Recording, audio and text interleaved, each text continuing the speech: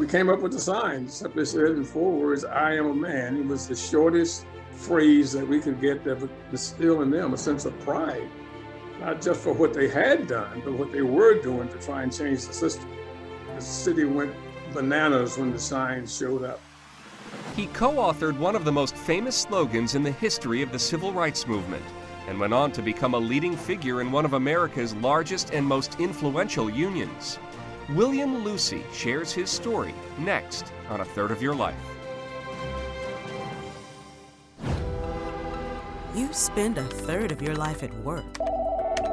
We're all about making it better. This is the Rutgers School of Management and Labor Relations podcast. When black sanitation workers walked off the job in Memphis, Tennessee in 1968, they demanded more than higher wages and safer working conditions. They wanted to be treated as human beings. So they carried signs bearing the simple but powerful phrase, I am a man. William Lucy, a young official with the American Federation of State, County, and Municipal Employees, AFSCME, helped to create that now famous slogan. And he went on to become a key figure in the civil rights movement and the highest-ranking black person in the labor movement. Today, at the age of 89, he is still dialed into both. Lucy shared his remarkable story with Francis Ryan, a labor historian in the Rutgers School of Management and Labor Relations, and we're excited to present their complete, unedited conversation. Originally recorded in 2021, here are Francis Ryan and William Lucy on this special edition of A Third of Your Life. I'm very pleased to have an opportunity to talk with you. To give you a sense of where I am right now, I'm actually in the Labor Education Center at Rutgers University here in New Brunswick. And I'm here in my office and can't see outside, but it recently has snowed, so we still have a lot of snow on the ground. And I want to ask you to let us know where you are right now. I'm at home, Washington, D.C. Sunny day, 44, 45 degrees temperature, perfect day. Great. I want to welcome you, especially on behalf of our students, especially. We have a wonderful group of students here in the School of Management and Labor Relations. And so many of them are working students. You know, they're working at least part-time. Many of them are working full-time to put themselves through their education. And I know that a lot of them would be very interested in hearing about your life and a little bit about maybe where you were born, what your early life was like. Could you tell us a little bit about that? Well, I was born in Memphis, Tennessee, 1933, November. Spent my early growing up years there in Memphis, left Memphis about 1942, about March or April, somewhere in there, but I went through a portion of elementary school right there in town. My family left Memphis on the outset of World War II. My father left first as a part of a recruitment effort for defense workers. My mother and my brother, we left a few months after that. We wound up in Richmond, California. We lived in an area by and large designed for defense employee housing. Grew up there, went to finished elementary school and then went to junior high and high school in Richmond. Completed my high school education at El Cerrito Senior High School. Spent a little bit of time at Contra Costa Junior College, which is located in the county that we lived in. Spent a little bit of time at the University of California Materials and Research Department. I went to work first for the Defense Department at Mare Island Naval Shipyard there in Vallejo, California. Spent about 2.5 years there, and then went to work for county government. Government of Contra Costa County, which is the major county, or one of the major counties in Northern California. As a part of that work, as I say, I went to the materials and research area of the University of California in Richmond, California. And from there, we went into involvement with organized labor initially. Yeah. Could I ask you, were your parents involved with organized labor before you? No, no, not at all. My father was a mechanic, but he was a welder in his work for the Kaiser shipyards. So he may have had some exposure to it, but I'm not aware of it. My mother was a seamstress, and to my knowledge, she had no engagement or involvement with labor. Mm-hmm. So tell me about when you first joined AFSCME, which in case any of our listeners don't know, the American Federation of State, County, and Municipal Employees is the largest union in the AFL-CIO that represents government sector employees at the state, municipal We level. represent by and large state and local government employees, a smattering of federal sectors. But my involvement with AFSCME was sort of a longer story. When I went to work for Contra Costa County, this was in 1953. I was recruited by the county to come to work. This was the period when the major highway construction program was underway. President Eisenhower initiated what was called the Federal Aid to Secondary Highway Construction Program. And states across the nation became engaged in building out their highway systems to meet their local needs as well as meet the federal standards that were being set. So I went to work in the Public Works Department at Contra Costa, not February, but in 1953. I worked there for 13 years. And in the course of that, became involved with the what was the County Employee Association. It was not a union, but an association of county employees. And during the course of that experience, there became a discussion of whether or not the association was meeting needs of the particularly blue collar employees. And 52, 53, a discussion broke out as to what we wanted to do, because Contra Costa County was a heavily unionized county. And our view was that the civil service system that covered public employees really had gone somewhat beyond their initial responsibility, and that being to certify employees who had passed the civil service test and was eligible for employment. And our view was that that system didn't really meet the needs of workers, because it didn't deal with our ability to participate in wage setting programs. It didn't speak to our needs in terms of benefits related to our employment. And we simply thought that the civil service system, as good as it was an extension of the employer. And we simply thought we had a right to sit down when we discussed wages and other conditions. And out of that grew a broad discussion of whether or not we really wanted to be regular trade union, a regular trade union workforce and activity, or whether we want to remain as a civil service system. We opted for both. And as a part of that, we joined into a nationwide discussion about the role of public employees as employees, not public servants. And we thought we had an entitlement to discuss a number of things that were not a part of the civil service process. So what year did that happen, that you joined the union, joined AFSCME? Well, we joined AFSCME about 1958 or 57, 58, somewhere in there, because we went through a process of deciding to be a union. And then once we made that decision, the question was, okay, what union do we want to be a part of?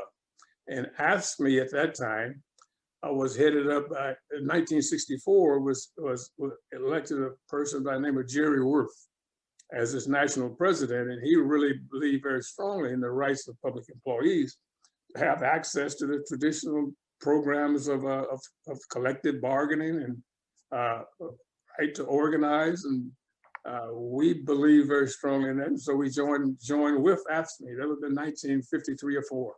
Mm-hmm. Now, I know that when Jerry Worth came in as the president of AFSCME. I'm sorry, 1963 or 4, I'm sorry. Right. So he comes in 64, and he comes out of New York City. He's a great organizer, built up District Council 37 there from just about under 1,000 to 10,000 by 1961. And, what was happening in New York was happening all over the country with AFSCME. I mean, AFSCME was growing by leaps and bounds at that time. And as a young person who was involved with the trade union movement at that time, were you aware that there was something special happening? Oh, absolutely. As a county employee who was really experiencing a whole new perception of yourself as an employee and the rights that went along with that, we were well aware that there was a mood shift taking place among county employee workers and public sector workers in general as to how they saw themselves. We used to make the discussion that there's very little difference between a truck driver who drives from First Street to 125th and then a private sector truck driver who takes over and drives from 125th on. I mean, same skill set required, same knowledge and experience.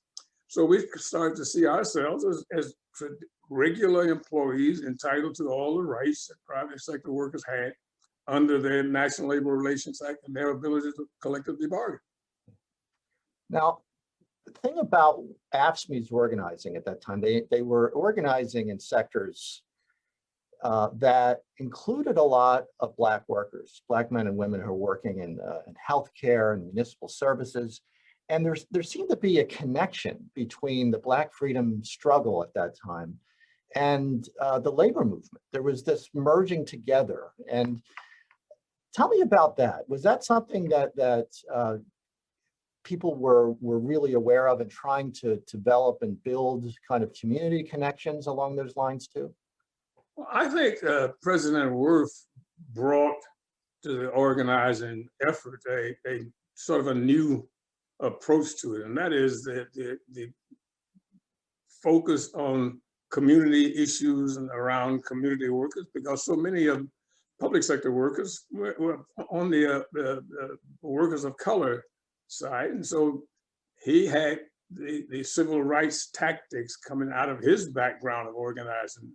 And a merger of those two things produced a whole new approach to organizing in the public sector.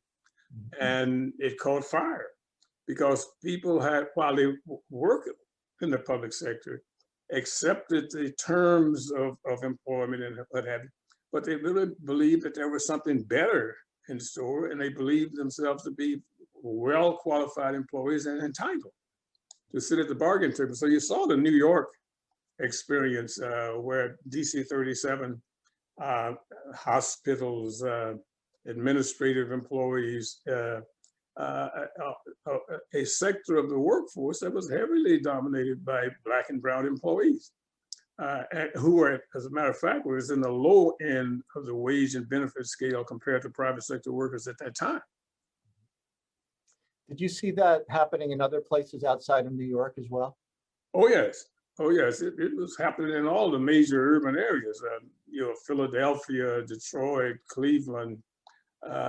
And if you tracked our organizing schedule, so often workers were reaching out for the union to say, we like what you got to say.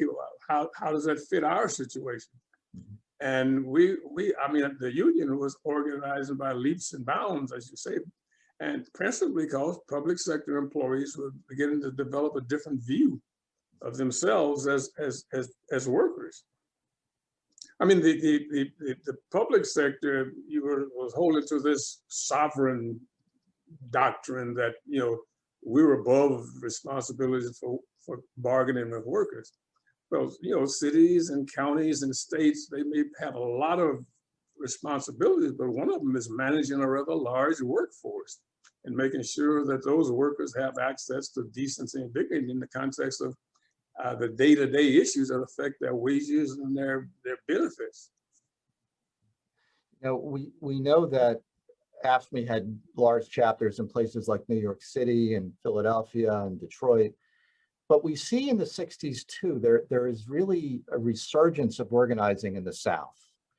And there's always been a strong resistance to union organizing in those areas. And we see by 1968 in Memphis, a major moment in the history of ASME and the history of American working people with the Memphis sanitation strike. And I know that you played a very significant role in that moment. And maybe you could tell us a little bit about what brought you back to Memphis to work in helping those men who were on strike.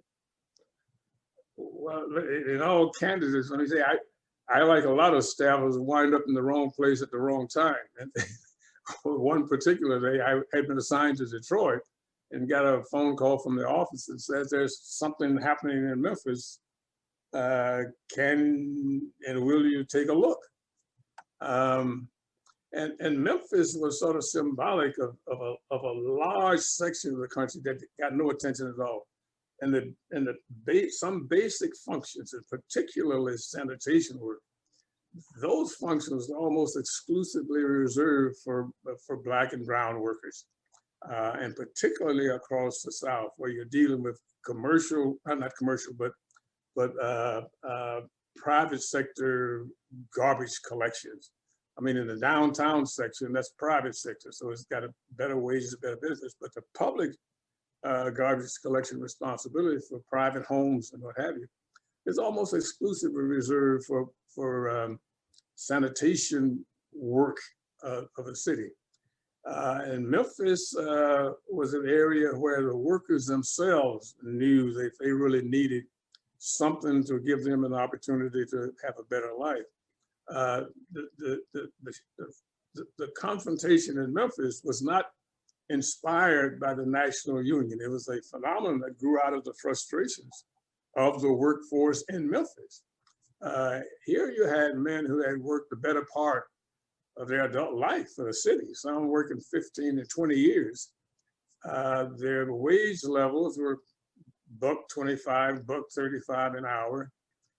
They were confronted with equipment that came from the Stone Age. I mean, that they simply could not get the actions that they hoped for just to make the job a little bit better, where they could do it better, a little safer, had some of the benefits that grew with the type of work that grew with the type of work they were doing. And they themselves decided that they wanted a union, and they appealed to the city to allow them to have a voice in some of these issues that concern them. And Memphis had just gone through an election for a new mayor's form of government, I should say a new structure type of government, from a commission-ran government to a strong mayor system.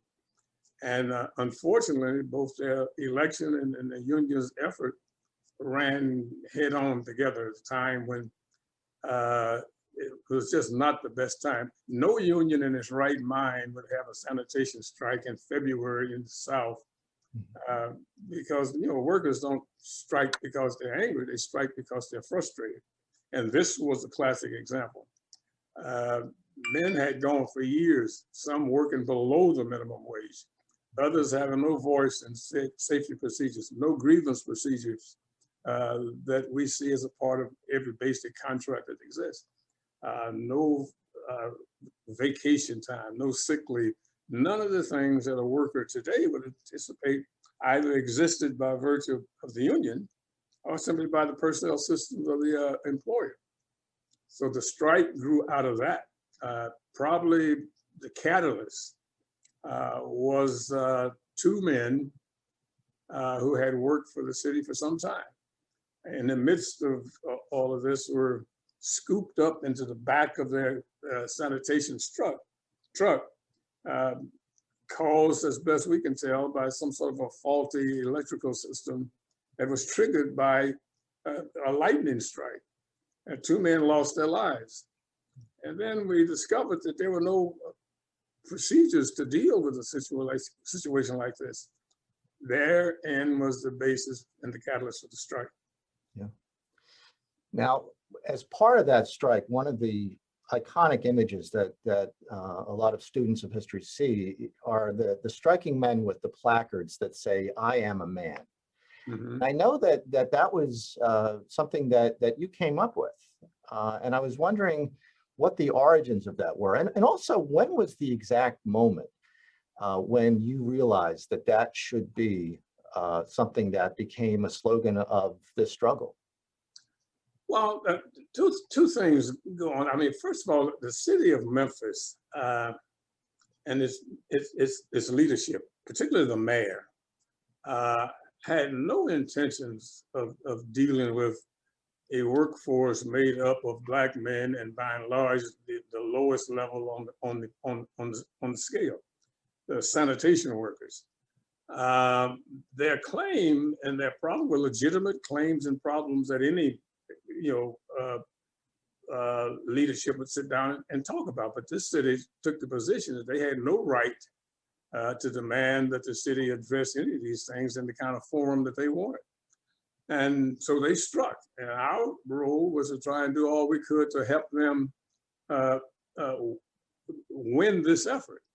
And we were aware that there was no law in Memphis, or probably a lot of other places across the South.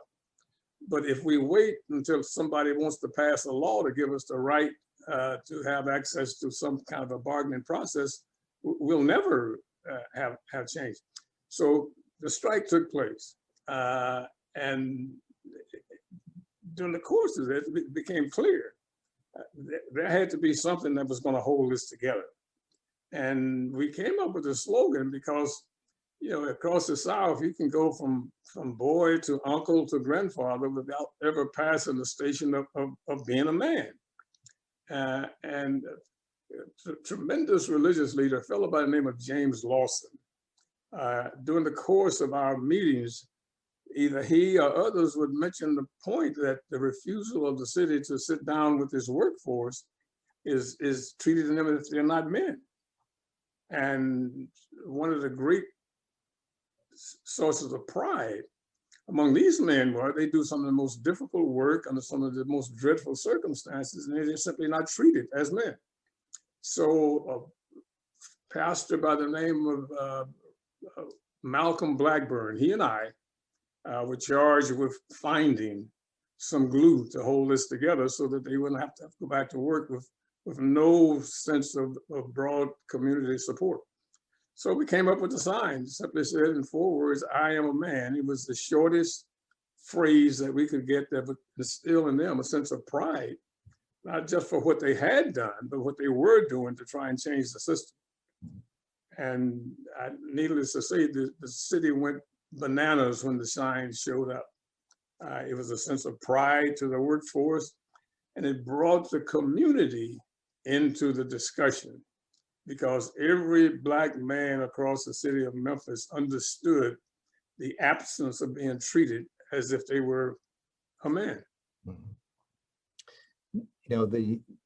This strike was happening in those early months of 1968, and there was a larger movement happening here, of course. Right. The Poor People's Campaign that Martin Luther King was really beginning to push at that time, and he came to Memphis to support this strike. And did you have interactions with Dr. King during those days?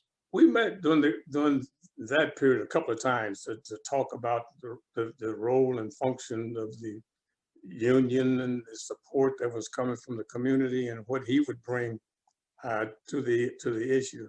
Let me go back to your earlier part. Dr. King, who had really come through the movements across the South, but really came to the point where much of what was happening had to be related to the economic situation of the people who were struggling. And he saw in Memphis the classic contradiction between people who worked every day, yet not only could not raise themselves out of poverty, but had no mechanism to do that. The National Labor Relations Act, and one of its contradictions was it provides a mechanism for folks who are skilled, very professional, and it gives them a right to bargain. That's at the higher end of the wage and benefit scale. At the lower end, the National Labor Relations Act specifically excludes, as you well know, public sector employees and does very little to enhance the ability of low wage workers to find a mechanism. So Dr. King saw those as contradictions and really thought that the workers had a right to not only bargain collectively, but to mobilize around doing that. The Poor People's Campaign gave an opportunity to demonstrate that. Here are workers who are not arguing about what they do, they simply want to have a voice in how they do it. So the 1968 strike ends with a contract recognition of the union. Of course, Dr. King is assassinated during that terrible moment in April of 1968. What happened in the days after that? Was this seen as a turning point for AFSCME? Was it a turning point in, let's say, that connection between the community, the African American community, and the trade union movement in Memphis? Was that seen as a permanent development in your thoughts? I really can't say. I mean, in those days, while the national labor movement came to the aid of the strike and the strikers, the Memphis labor movement was a different story because these workers were not workers who had even recognition by the movement itself locally. And during the course of the strike, the Civil Rights Association, the political movement of the strike caused some locals in the Memphis area to be very reluctant to reach out and be supportive of this strike. I would say the rubber workers, the retail clerks, which is now a part of the United Food and Committee, were very helpful. But others were slow to come. They came, but they were slow. How we were able to build this support was based on the community's clear identification with it.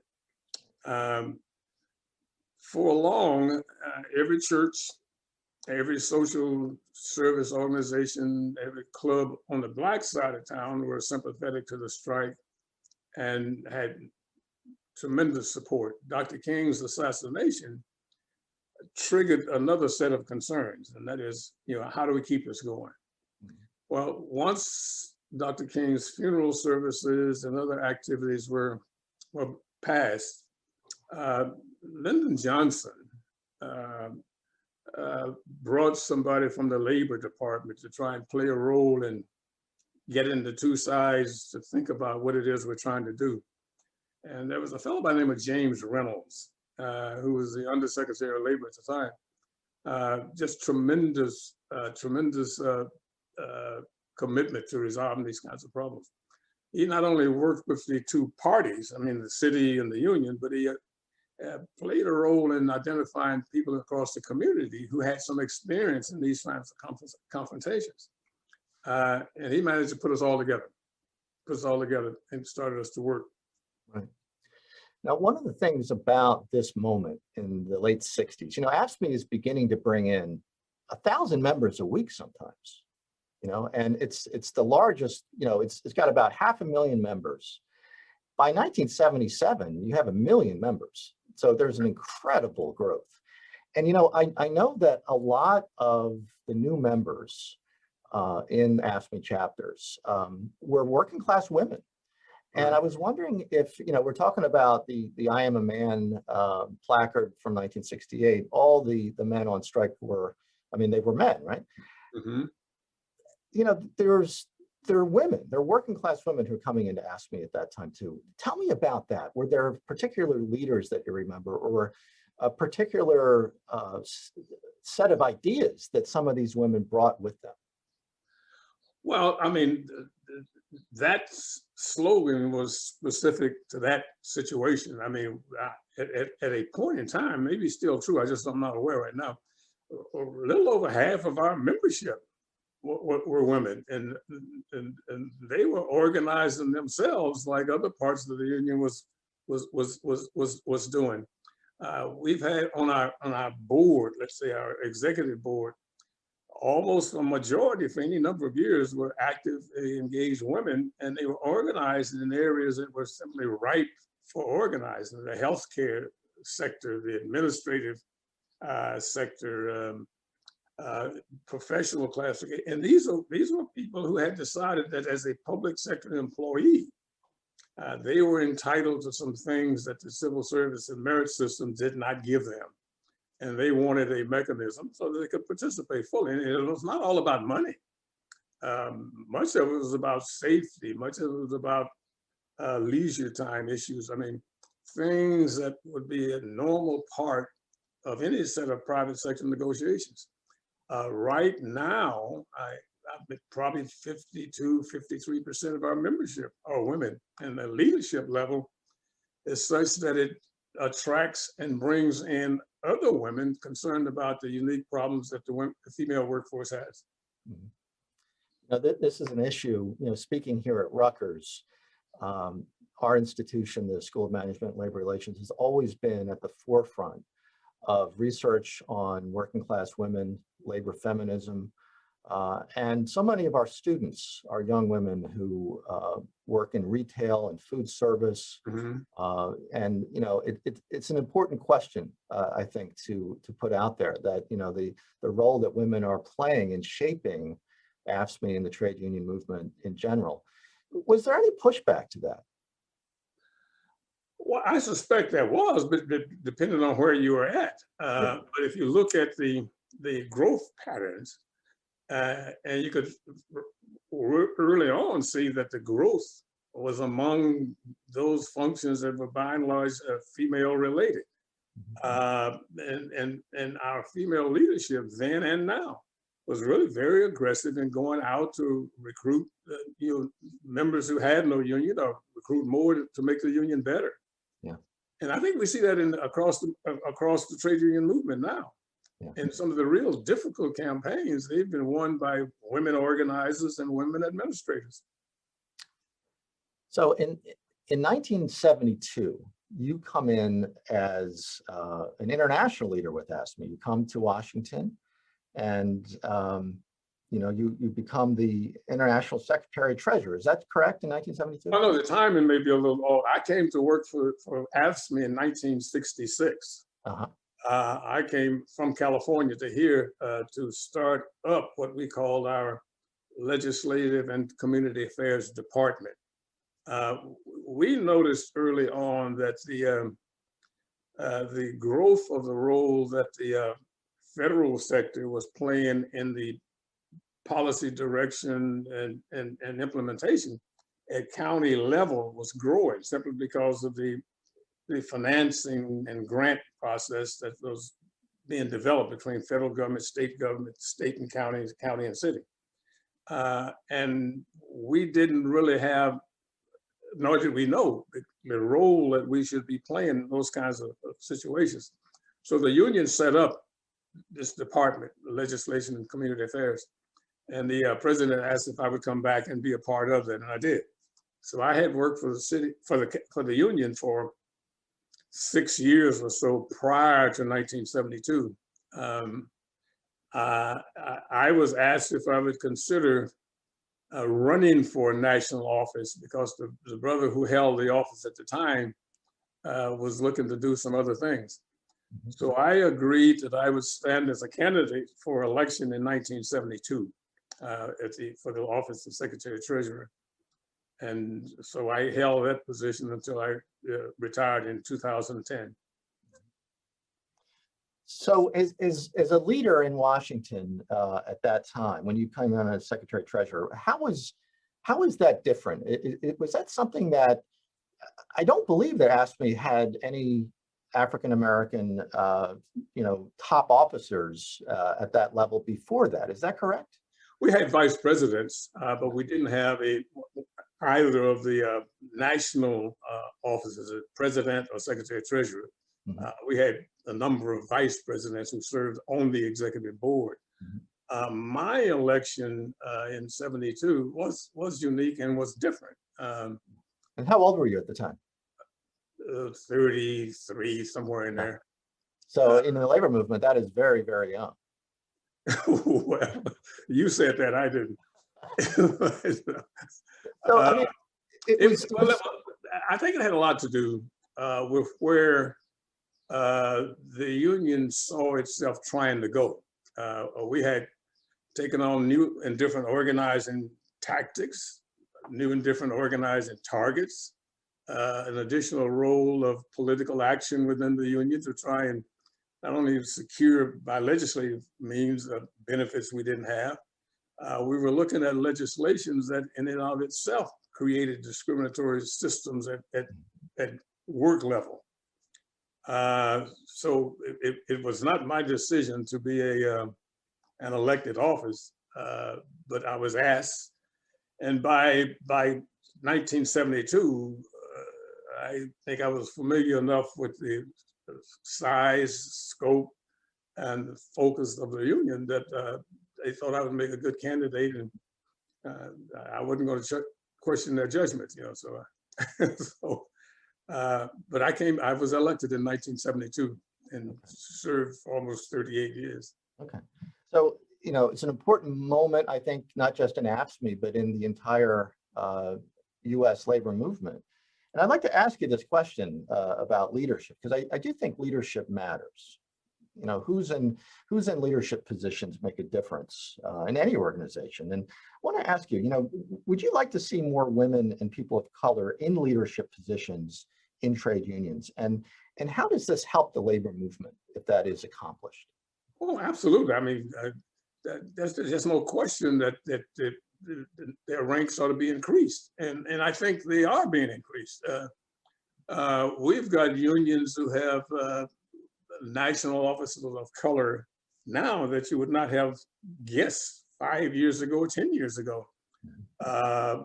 Primarily on the male side, let me say, but within the ranks of leadership, you're seeing more and more females, which I think is the right thing to do. And secondly, the workforce now is different than the workforce of 30 years ago.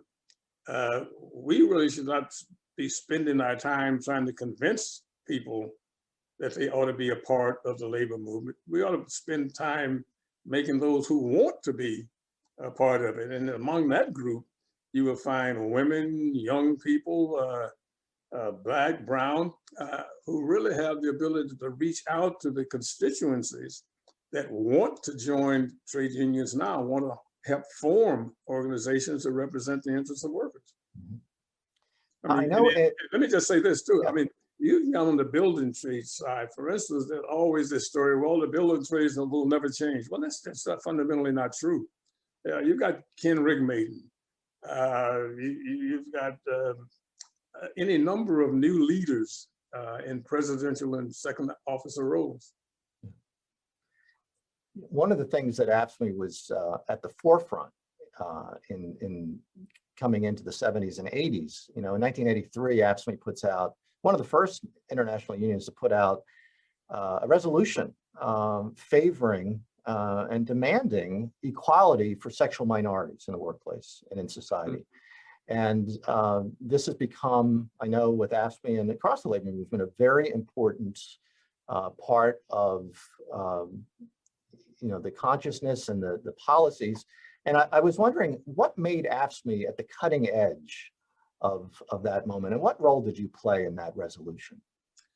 Well, I think, you know, AFSCME as an institution has always been sensitive to the impediments that kept people from getting what was justly their rights. And I've tried to be sensitive to that, not because I was a Black officer, because it's just fundamentally right. And I suspect, you know, others saw this in our activity and saw it in our policies. We have always tried to move our national policies down to the local level. And once you get there, you're going to attract an awful lot of more people if they're listening to your message. You made a point a while ago about our growth rate. At one point in time, we were netting new growth 52, 53,000 a year. Yeah. And sometimes we used to say, and I said cautiously, we were organizing in spite of ourselves. So the point is, if your message hits the core concerns for potential members, they're going to join. Yeah. One of the things I love about Rutgers is that it's a truly international institution.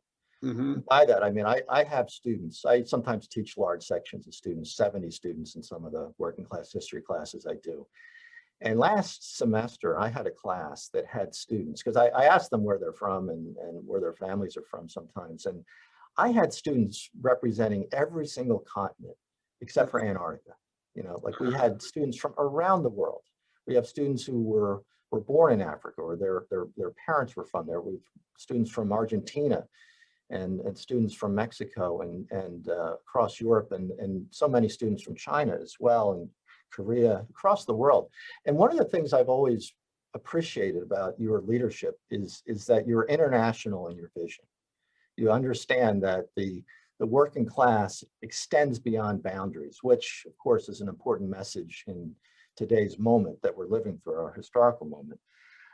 And I want to ask you about this. One of the things that I know that you were involved in was placing the labor movement, the entire US labor movement, and placing AFSCME at the fore of this, in the movement to end apartheid in South Africa. And it's probably the first thing that I knew about you. I grew up in an AFSCME family, and I used to get the magazine at home. And I was aware that you had been arrested, that you had been involved in pushing this policy. And I thank you for that.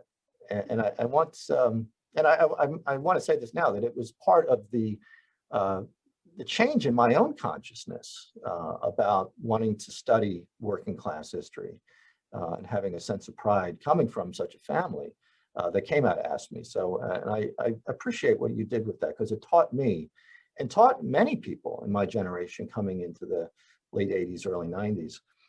Tell me about that effort and the policies that you helped to promote.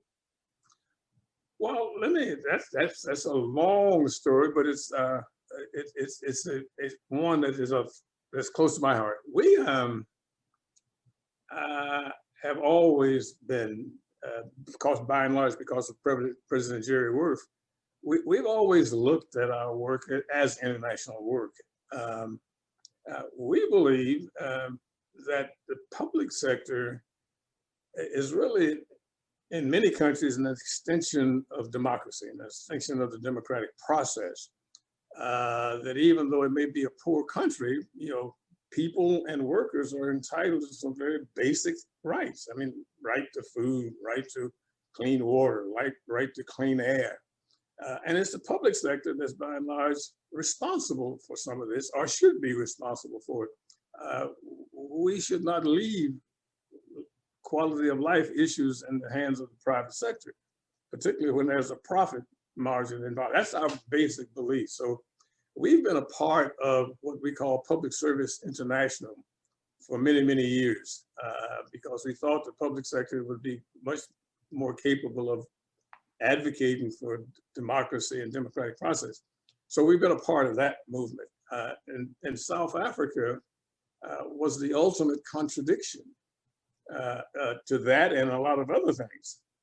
And it was my belief, and I was joining other people, certainly wasn't mine alone, that the US labor movement ought not be a part of supporting a structure and function of government that depressed over half of its people, that gave them no rights to citizenship. And apartheid was not a historical form of government. It was a government and process developed during the 40s, 50s, 60s, and that it was a contradiction of what we believed was right. So we set out to at least raise the level of understanding of what it meant. And I was quite forceful in my views, and I think others had different views and maybe had the same hopes, but it had to be done. And we saw our government as close to apartheid as you could get.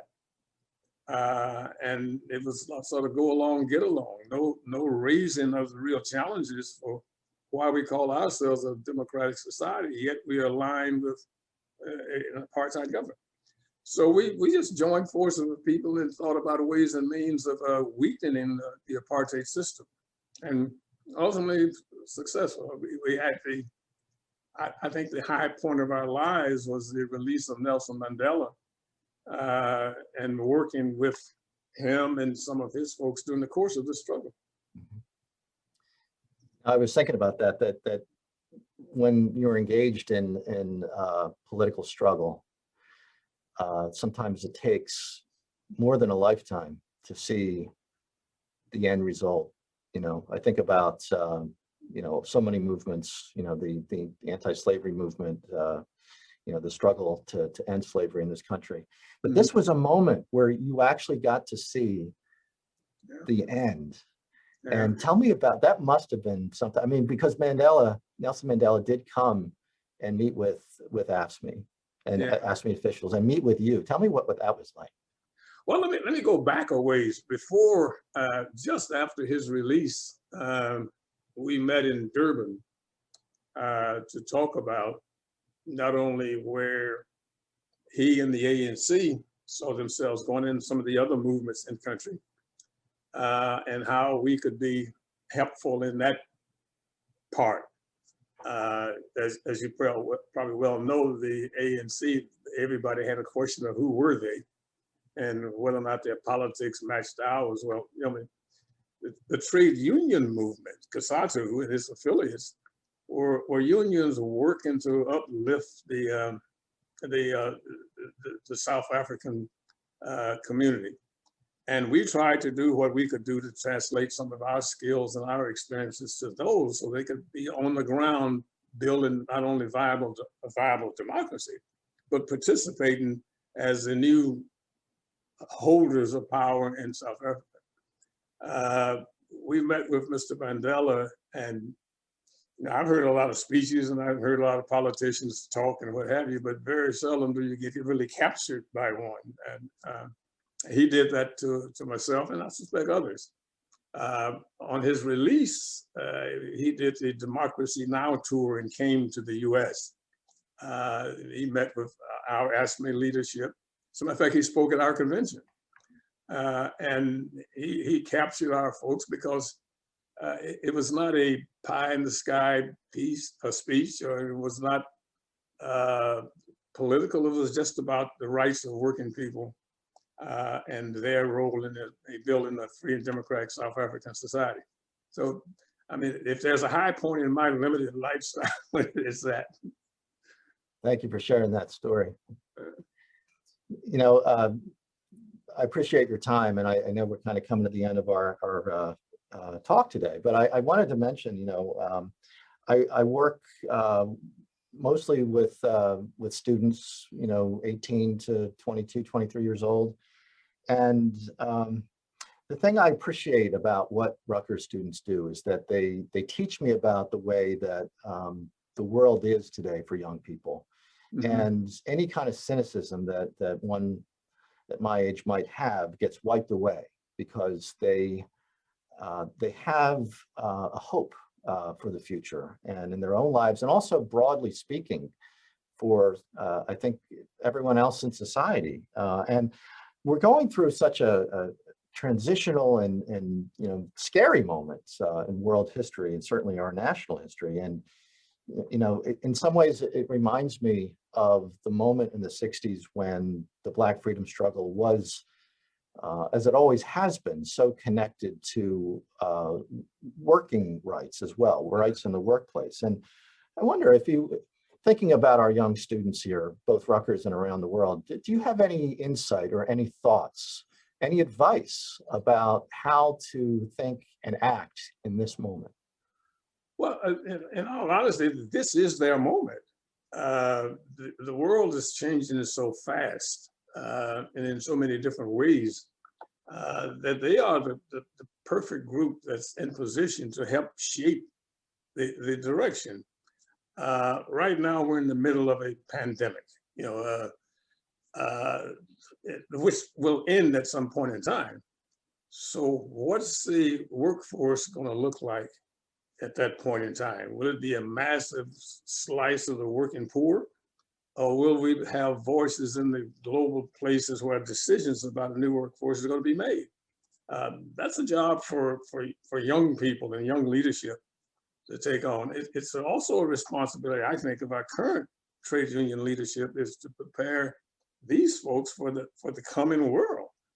I mean, you know, sooner or later, there will be a new hammer, you know, and who's going to help figure out what to do with it? My concern is that the politics of trade unionism is to hold on and not, you know, develop a deep bench that can help advance your industry or advance your particular union.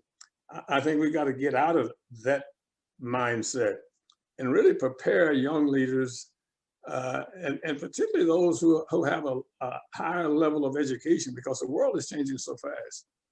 The blue collar, you know, approach is going to be necessary, but we need some other things. And to open up the spaces so these people can get the skills they need right now. And hopefully they will be on the trade union side of the ledger. I mean, offering their skills to help build unions. And I would offer one other suggestion, I'll quit.